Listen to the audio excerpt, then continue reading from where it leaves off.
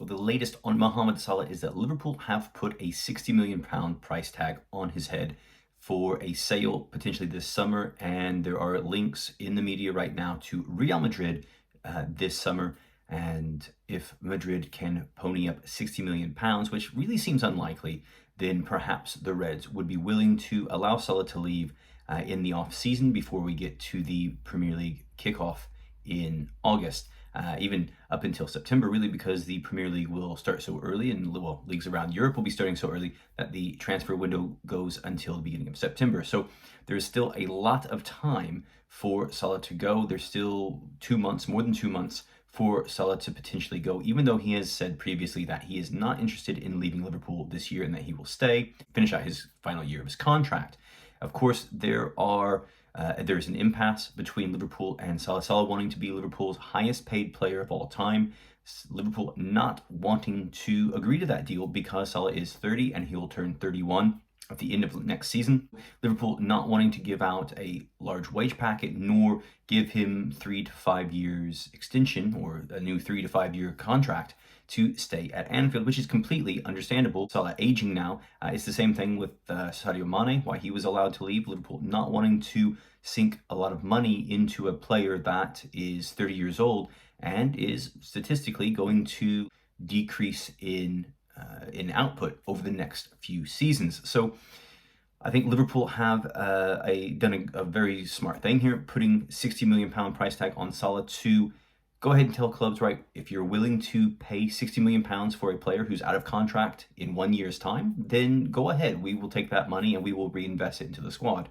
Otherwise, we'll just keep him. We'll play out the next season and hopefully make that money in other ways and let him leave on a free transfer, which again, I think is also a smart move. Now, there continue to be links to Liverpool and Marco Asensio at Real Madrid, which again, in previous videos, I've kind of quashed that. I don't really think that Liverpool are as interested as the media reports are suggesting. I think a lot of those reports are starting or emanating from Spain and looking to grow interest, spark some interest in a super sub Real Madrid player who doesn't necessarily get a lot of time on the pitch. He's got 1 year left on his contract. Real Madrid are looking to sell him for 34-ish million pounds, 34 to 40 million pounds.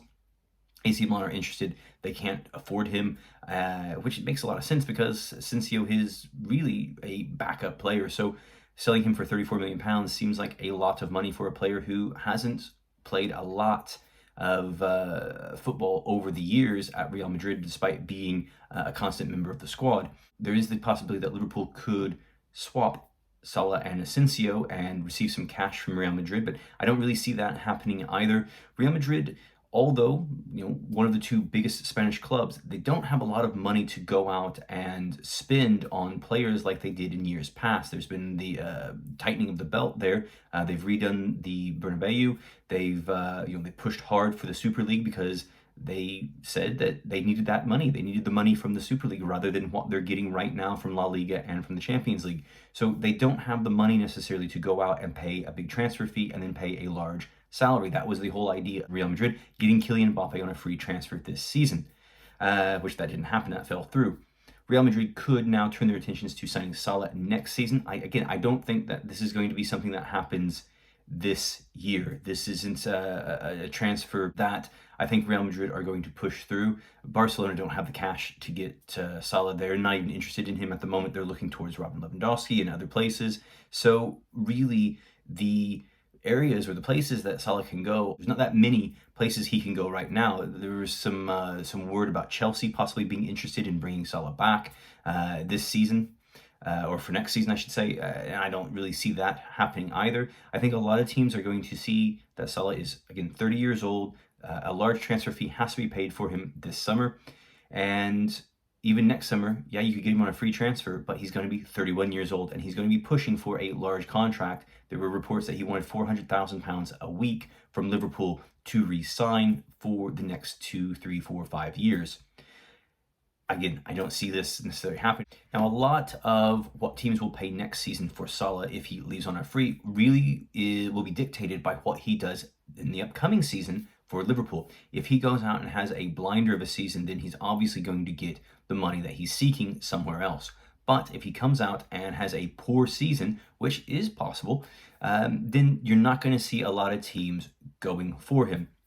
And there's every chance that if he does play poorly, that Salah doesn't find himself in the starting 11 from week to week. Liverpool have a very strong squad still. Even with Sadio Mane leaving, Liverpool have a very strong squad. There's been talk of Liverpool altering the formation this season, going from a 4-3-3 to a 4-2-3-1 to potentially accentuate Darwin Nunez's talents. Playing him as a central striker, a sole striker in that formation with two wide players and an attacking midfielder playing in behind him. I don't know if Liverpool really have the squad to do that right now because it's been built to play that 4-3-3 formation. But if they did this, then Salah could find himself on the bench more often because Liverpool a different way tactically. Let's not forget that Salah was a good player before he arrived at Anfield, but it's really at Anfield in this 4-3-3 formation under Jurgen Klopp that he's really excelled. So even though he will probably play well at any team that he goes to after leaving Liverpool, I have questions about whether he will be able to reach the same heights for another team like he has at Liverpool. And I'm sure there are other fans out there who are also asking those same questions.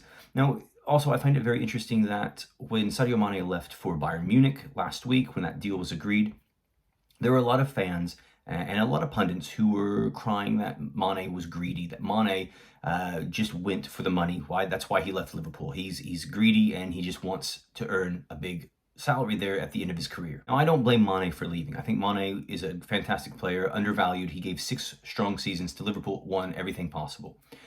And the difference is, it's funny that a lot of the same fans, a lot of the same pundits are not necessarily calling Salah greedy as they are, or as they did Mane. Salah is asking for a large contract. He's roughly the same age as Mane. He's just a little bit, slightly a couple months younger, and he's looking to potentially, have he's potentially going to leave this summer. Again, I don't think that's going to happen, but it could happen. Never say never in football.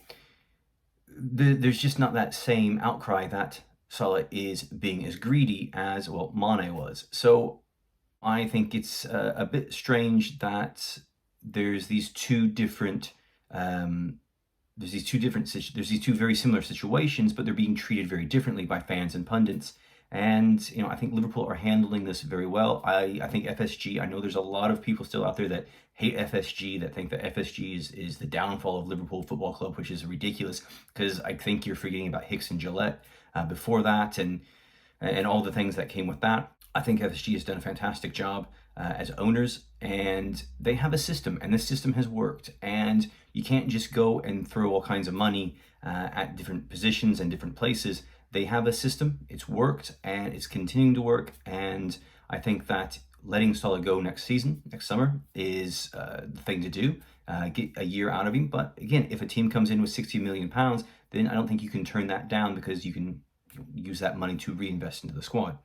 Again, I don't think Salah is going to be leaving this summer unless a team does meet that price, that £60 million price. But I don't see a lot of teams being able to spend that money this summer on Mohamed Salah.